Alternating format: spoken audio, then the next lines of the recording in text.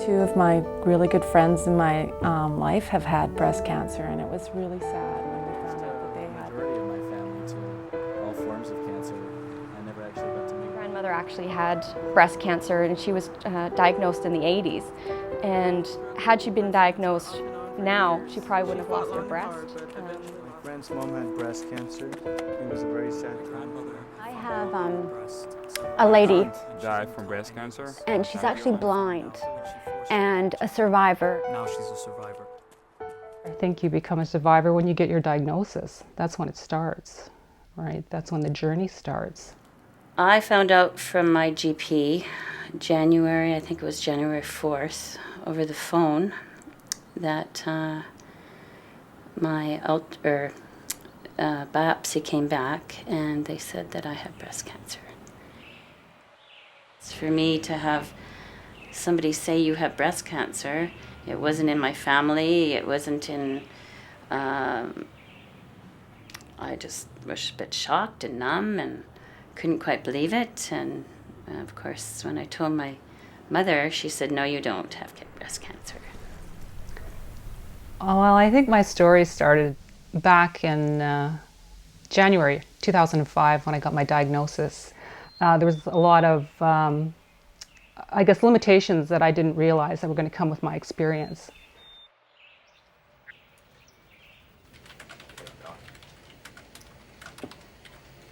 Probably about 2 years ago, we were in the midst of planning for the run, and it seemed every couple weeks we were getting a notification that someone had lost their fight with breast cancer.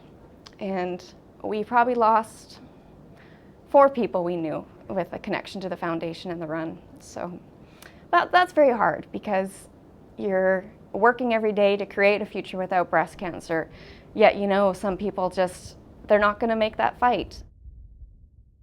When I got my diagnosis, that was one of the questions that the oncologist had asked me about was, do you know any women who have had breast cancer? And I said, well, yes. And she had thought maybe I could be talking to them. And I said, well, no, because the 2 women that I did know didn't survive. When somebody says you have cancer, you're not the only one that does. Your family is involved as well. To know that Gail had cancer was devastating. It affected everybody around us, and to know every day that she would, have a surgery or take chemo and come back smiling and happy and being a real strong person was amazing to watch. I love her very much. For every woman or every family, there's a different answer.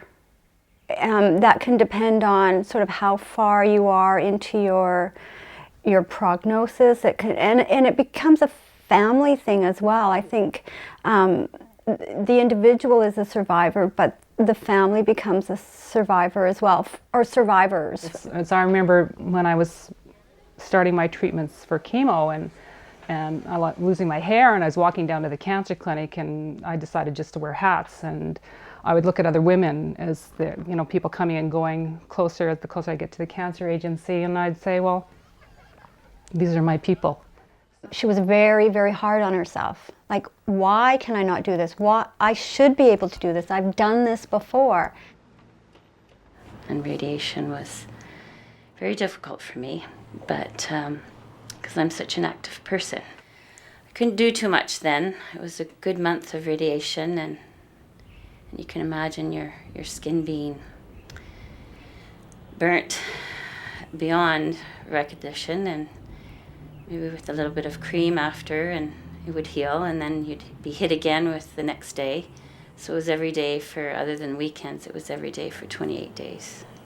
For her experience, everything that she went through was sad, but she didn't take it on that way. She took it on that she was going to beat it, and she did. And everything from her hair growing back was eventful and positive, and everything just meant so much. I remember one day she went and got the package that you could go feel great package, and they gave you makeup and everything, and she was trying all the makeup on and picking out hats, and And it was just amazing how little things would just make her so happy, and you know, it was something to admire, for sure. I mean, everybody wants to be a better person, and I strive to be a better person like Gail.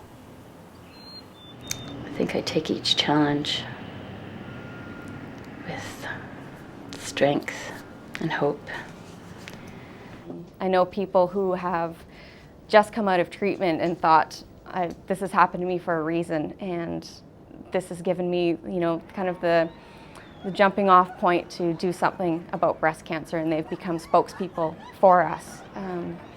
There's just so many examples of women who have done incredible things because they've been affected by the disease.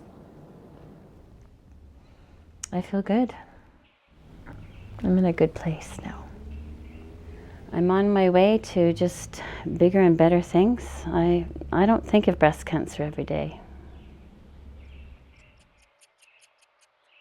You can see with some of the women who haven't been survivors for all that long going through some of their struggles. And there's days that they come in and they've had a bad week or something like this and they're in tears. But they sometimes come in on that Saturday morning, you know, with the weight of the world on their shoulders. And you can see someone who's been through it before just taking them by the hand and saying, you know what, it's going to be okay. It's okay to cry, but don't cry for very long. You'll get over it. People like me can help if you like. I can talk to you, pray with you, laugh with you, And maybe love you.